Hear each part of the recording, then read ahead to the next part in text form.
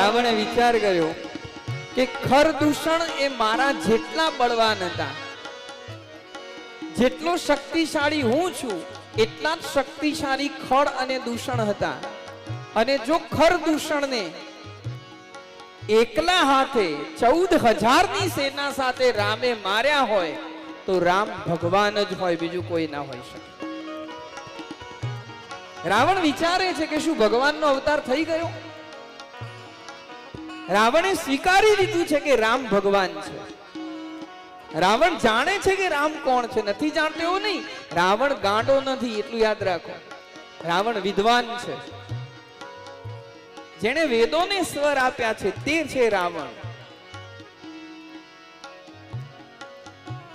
એ કઈ મૂર્ખ નહોતો, એ જાણતો તો કોઈ રામ કોણ છે.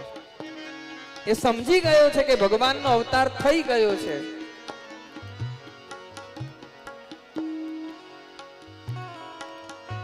પણ રાવણને એ પણ ખબર હતી કે મારી ભૂમિકા શું છે. રાવણને ખબર છે કે મારું શરીર, મારી માટી તામસિક છે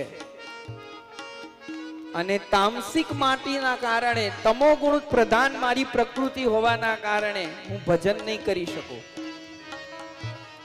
મારા અંદર એવી તાકાત નથી કે હું માળા લઈ અને જપ કરીને રામને મેળવી શકું. હું પૂજા પાઠ નહીં કરી શકું, કારણ કે મારું શરીર એ તમોગુણનું બનેલું છે. મારી પ્રકૃતિ રાક્ષસી છે, તમોગુણી પ્રકૃતિ છે, માટે મારાથી ભજન નહીં થાય. તો હું રામની સાથે વેર કરીશ.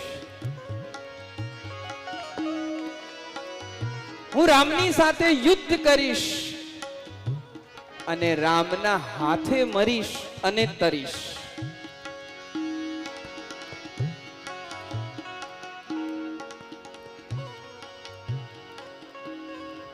આ રાવણે નક્કી કરી લીધું હતું.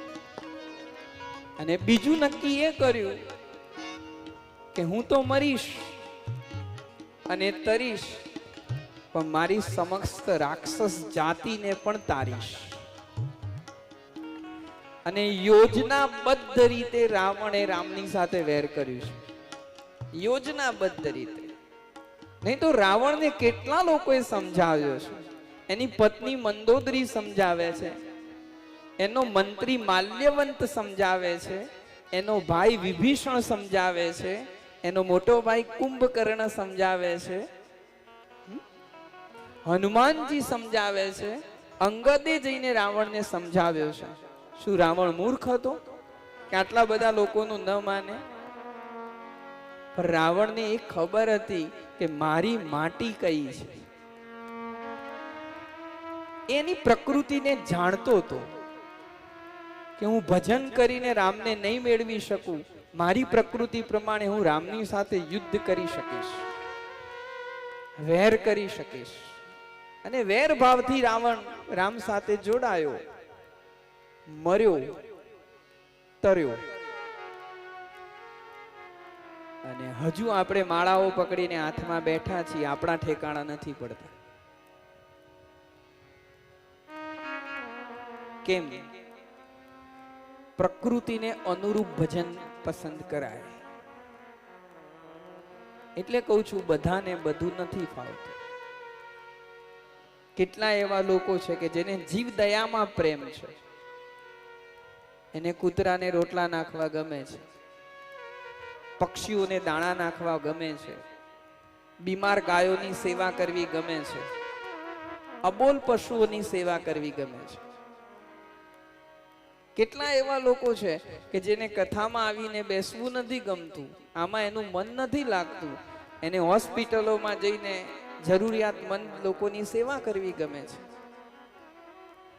કેટલાય લોકો એવા છે કે જેને શિક્ષણના કામમાં સેવા કરવી ગમે છે.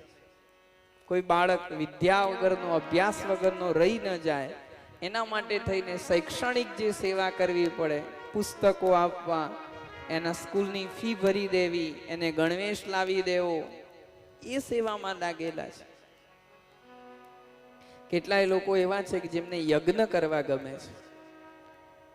સારા સારા યજ્ઞો કરાવે છે. આ બધાની પ્રકૃતિ જુદી છે ને પ્રકૃતિ પ્રમાણે બધાનું ભજન જુદું જુદું છે. અને જ્યારે વ્યક્તિ આ પોતાના કાર્યને, પોતાના સ્વભાવને નિષ્કામ ભાવથી કરતો થઈ જાય, એનો જે સ્વભાવ બની ગયો છે કે ભાઈ મને ગરીબોની સેવા કરવી ગમે છે, મને અબોલ પ્રાણીની સેવા કરવી ગમે છે, મને જરૂરિયાતમંદ બાળકોની સ્કૂલની ફી ભરવી ગમે છે, મને હોસ્પિટલમાં જઈને સેવા કરવી ગમે છે, આ એનો જે સ્વભાવ છે ને સ્વભાવ પ્રમાણેનું એને જે ભજન શરૂ કર્યું છે, બસ એ નિષ્કામ ભાવથી ચાલુ રાખે તો એ ત્યાં જ પહોંચશે કે જ્યાં આગળ એક માળા પકડીને રામ રામ જપવા વાળો પહોંચે. બંને સરખા.